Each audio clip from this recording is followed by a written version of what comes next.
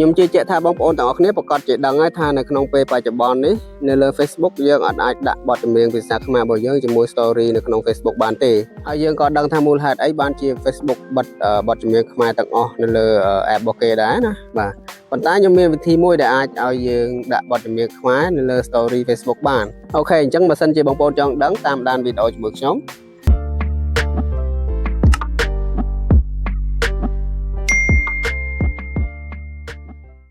តោះអញ្ចឹងយើងទៅអនុវត្តដល់គ្នាតែម្ដងជំហានដំបូងយើងចូលទៅក្នុង TikTok យ៉ាអាកូនអើបាទឆ្លាញ់គ្នាដំបងទៅស្បត់ស្បែកថាបន្តមកទៀតបងប្អូនចុចសញ្ញាបូកនេះមកហើយបងប្អូនជ្រើសរើសរូបឬក៏វីដេអូណាមួយដែលបងប្អូនចង់ធ្វើ story នឹងមកថែមយករូបមួយនេះចុះហើយខ្ញុំចុច nextគេចាំមក plate ឲ្យវាឈប់វល់កន្លែងនេះណាហើយយើងចុចខ្វែងបន្ទាប់ពីយើងចុចខ្វែងហើយយើងចុចពាក្យថា add sound ឬក៏ភាសាខ្មែរគេដាក់ថាបញ្ចូលសំឡេងបាទបញ្ចូលសំឡេងឬក៏បញ្ចូលតន្ត្រីមិនដឹងអត់ចាំដែរបើមិនភាសាខ្មែរណាជាស្រ័យបើមិននិយាយខុសបើយើងចុចសញ្ញាភ្លេងហ្នឹងមកយើងធ្វើការជ្រើសរើសបទចម្រៀងណាដែលយើងពេញចិត្តមកយើងអាចអូសចុះមកក្រោមរកបទចម្រៀងដែលយើងពេញចិត្តក៏បានឬក៏បងប្អូនចង់លឿនបងប្អូនត្រូវចុចកន្លែងសញ្ញាsearch ឬក៏ហៅថាសញ្ញាកែពង្រីកបាទចុចឡើងនឹងមកដើម្បីសរសេរចំណងជើងបទចម្រៀងដែលយើងពេញចិត្តបាទអញ្ចឹងឧទាហរណ៍ថាខ្ញុំសរសេរបទចម្រៀងមួយចុះបាត់គូជួបស្នេហ៍បាទបាត់គោជួបស្នេហ៍អញ្ចឹងចុចយកចំណងជើងតែម្ដងអូខេអញ្ចឹងបន្តមកទៀតសំឡេងវាមានច្រើនវាមានតាមវិនាទីដែលគេផុសអញ្ចឹងណាអានេះ30វិអានេះ57វិនេះ52អញ្ចឹងយើងរមើល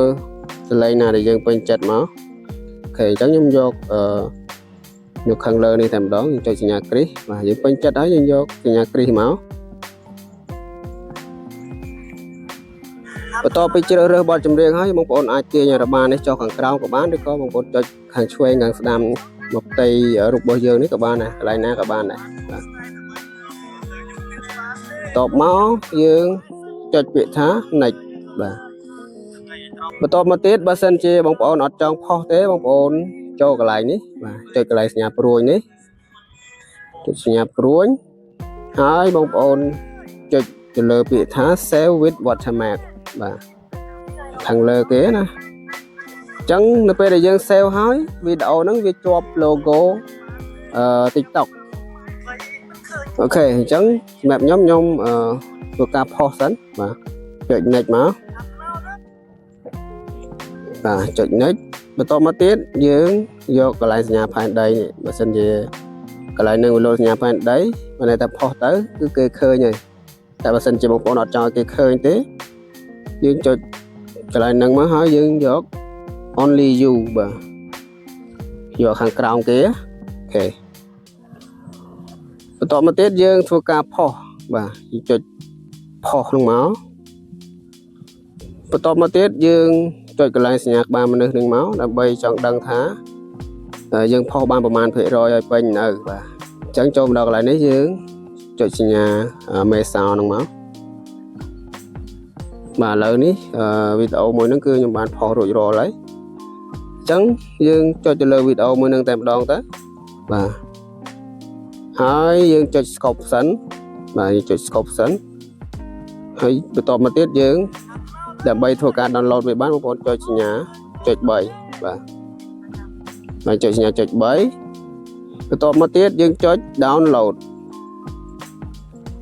វាមានពីរមាន download ជារូបភាពនិង download ជាវីដេអូអញ្ចឹងយើងយកខាងលើមកដើម្បី download ជាវីដេអូទុកដាក់ story Facebook បាទអូខេវាកំពុងតែ download នេះភាគរយដែលវា download បាទអញ្ចឹងវា download លឿនឬក៏យឺតវាអាស្រ័យទៅលើអ៊ីនធឺណិតរបស់យើងដែរណាបាទអូខេចាប់ផ្ដើម download ហើយ បន្ទាប់ពី download ចប់យើងអាចចូលទៅក្នុងកម្មវិធីមើលរូបថតរបស់យើងមកវាប្រកាសជាចូលទៅក្នុងហ្នឹងហើយបាទអូខេនេះគឺជាវីដេអូដែលខ្ញុំបាន save ទុកមិញបាទអញ្ចឹងយើងអាចចុច play បាននេះបាទអញ្ចឹងទៅពេលដែលយើងបានវីដេអូហើយយើងចូលទៅក្នុង Facebook មកបាទចូលទៅក្នុង Facebook អូខេខ្ញុំខ្វែងចោលសិនចូលទៅក្នុង Facebook ហើយយើងចុចបង្កើត story មក create story ឬក៏បង្កើតរឿងហើយយើងចុច select យកវីដេអូដែលយើងបានធ្វើនៅក្នុង TikTok មិញមកអូខេប៉ុណ្ណឹងបន្តមកទៀតបងប្អូនធ្វើការចែករំលែកឬក៏ share មកវានឹងលើបទចម្រៀងដែលយើងដាក់ហ្នឹងហើយបាទអូខេអញ្ចឹងដោយសារតែខ្ញុំអត់ចង់ផុសទេខ្ញុំចុចថយតែម្ដងបាទអញ្ចឹងសម្រាប់វីដេអូរបស់ខ្ញុំថ្ងៃនេះគឺមានប៉ុណ្ណឹងទេបាទអរគុណច្រើនសម្រាប់ការតាមដានទស្សនាវីដេអូមួយនេះតាំងពីដើមរហូតដល់ចប់ហើយបើសិនជាគិតថាវីដេអូរបស់ខ្ញុំមានប្រយោជន៍សូមកុំភ្លេចជួយចុចតិចឬក៏ Subscribe Channel របស់ខ្ញុំមួយផងបន្ទាប់ពីមើលវីដេអូនេះហើយបងប្អូនយល់យ៉ាងណាដែរអាចសរសេរ comment នៅខាងក្រោមវីដេអូបានហើយបើសិនជាអាចសូមបងប្អូនជួយ share វីដេអូនេះម្នាក់មួយផងដើម្បីបងប្អូនយើងដទៃទៀតគាត់បានឃើញអរគុណ